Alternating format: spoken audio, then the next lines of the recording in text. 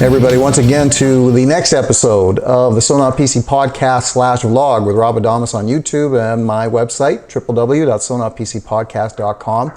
Thank you, as always, for tuning in, whether you're a regular listener or a new viewer.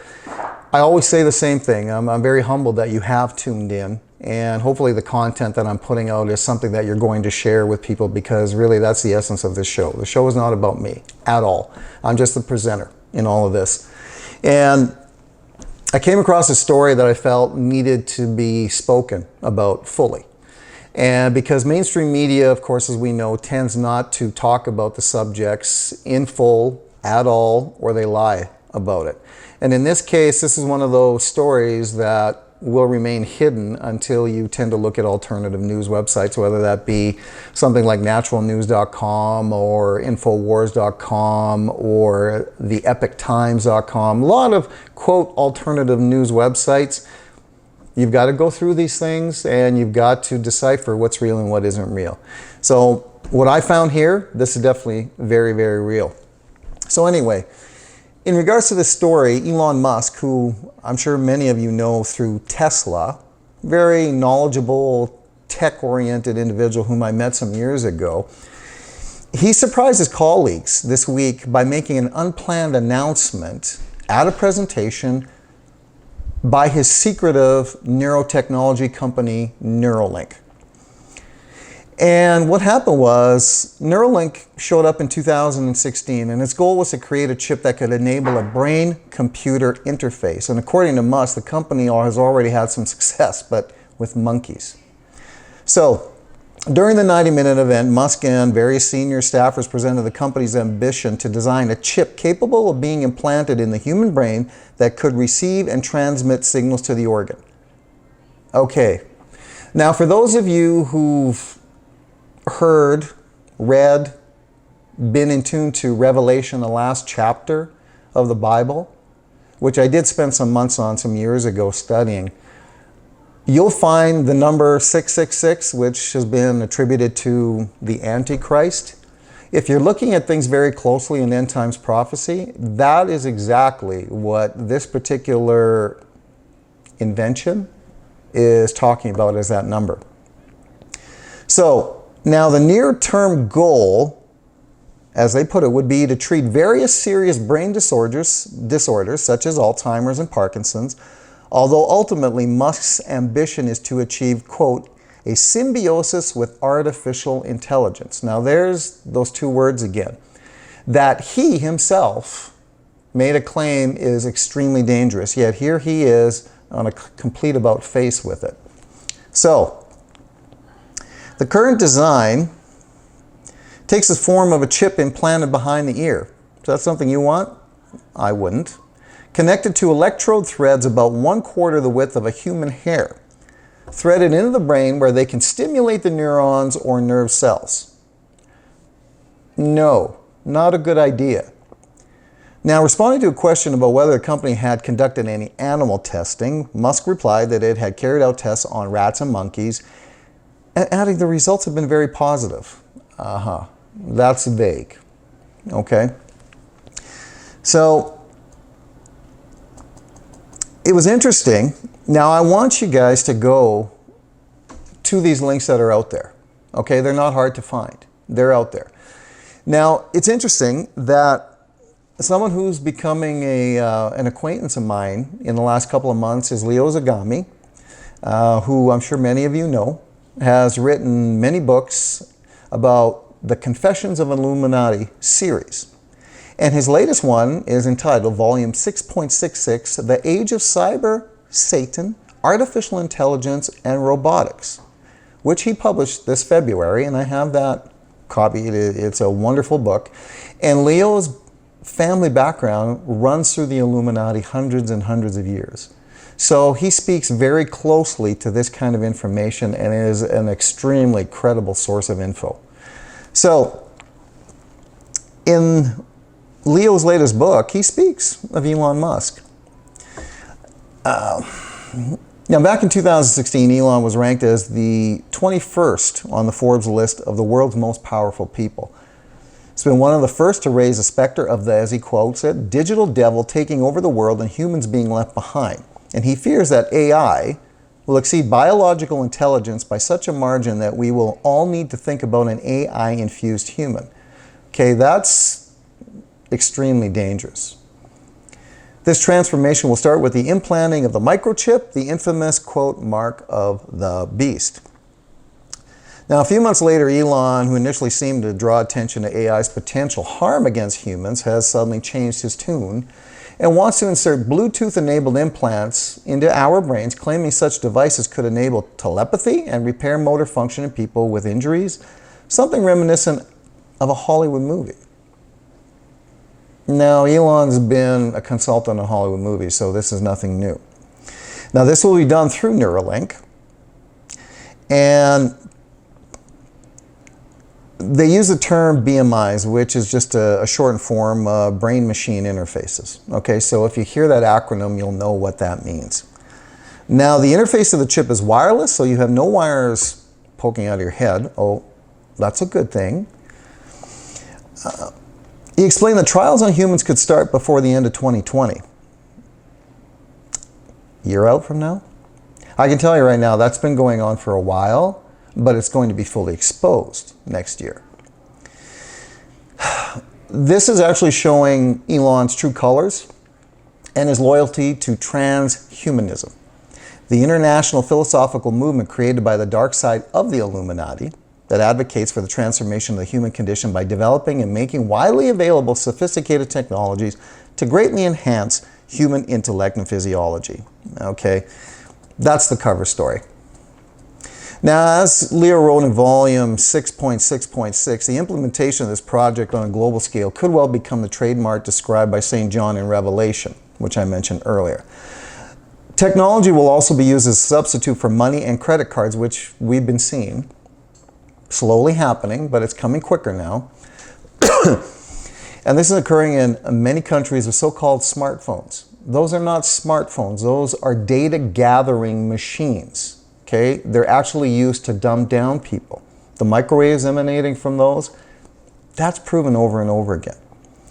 So, in September 2017, Wired reported to an astonished world that Anthony Lewandowski, another controversial self-driving car engineer and, quote, unlikely prophet, was at the center of a trade secrets lawsuit between Uber and Waymo, had established a religious organization called Way of the Future to promote the realization, acceptance, and worship of a Godhead based on artificial intelligence developed through computer hardware and software.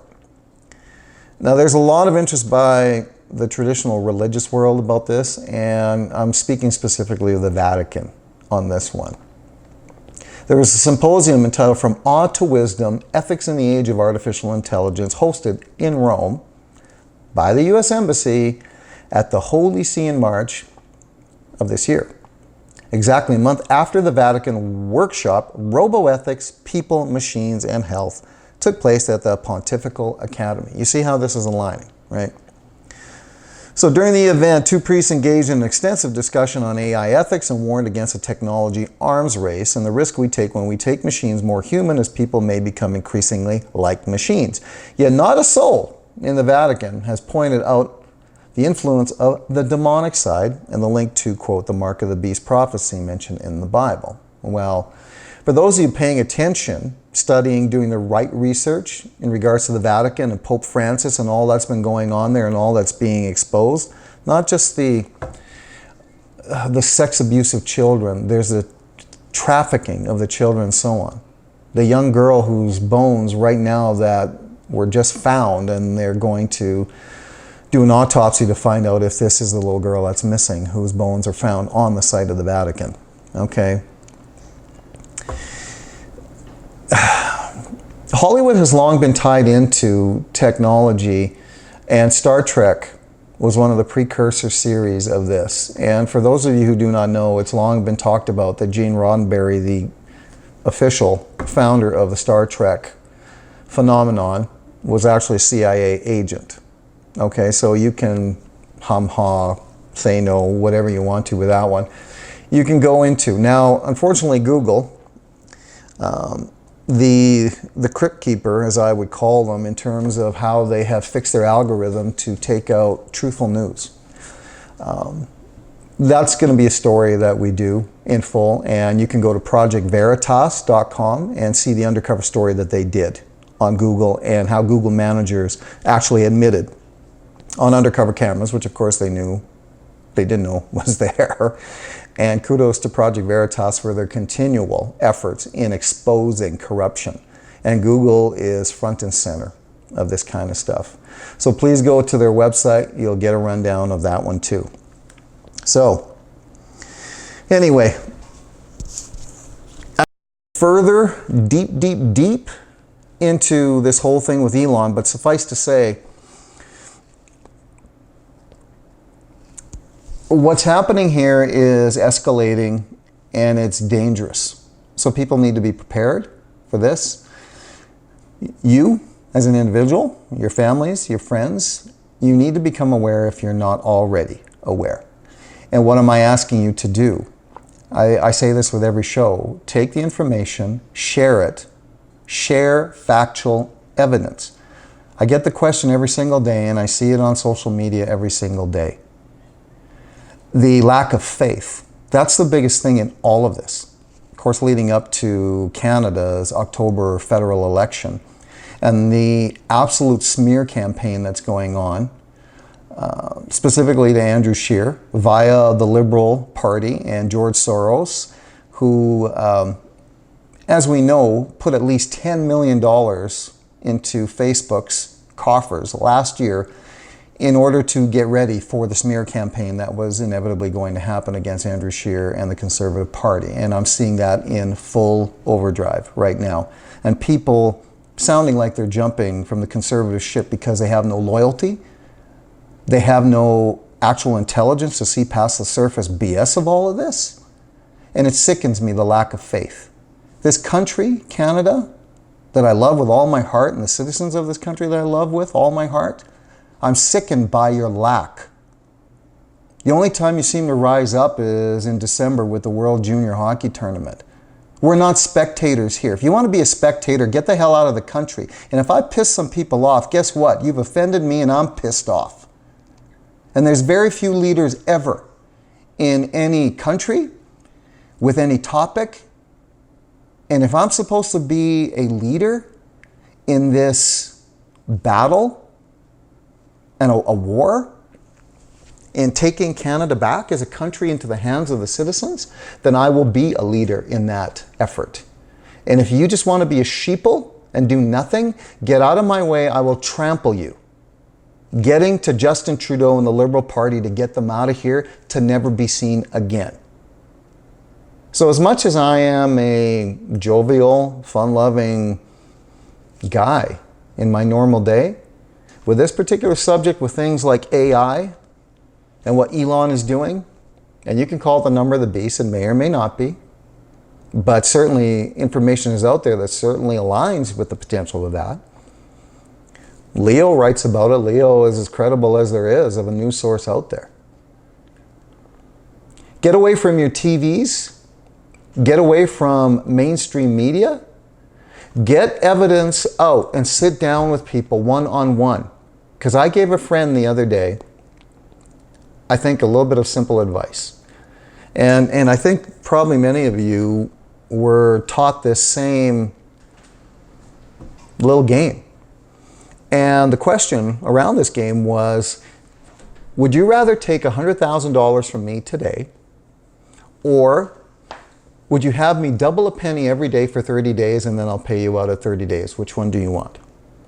And very few people took the latter. They took the 100,000. Well, let me explain something. For those of you who are in the know, you know the answer to this one already, is after 30 days, that's over $1 million, doubling a penny every day. Everybody's making things complicated with a whole bunch of surface words, falsehoods, lies, and propaganda on social media, on mainstream media. I only deal with truth. And if truth hurts you, to the hell bad. That speaks to your lack of character then. So, I've given you some information, given you some places to go and look into AI and potentially the number of the beast as this sits out there now.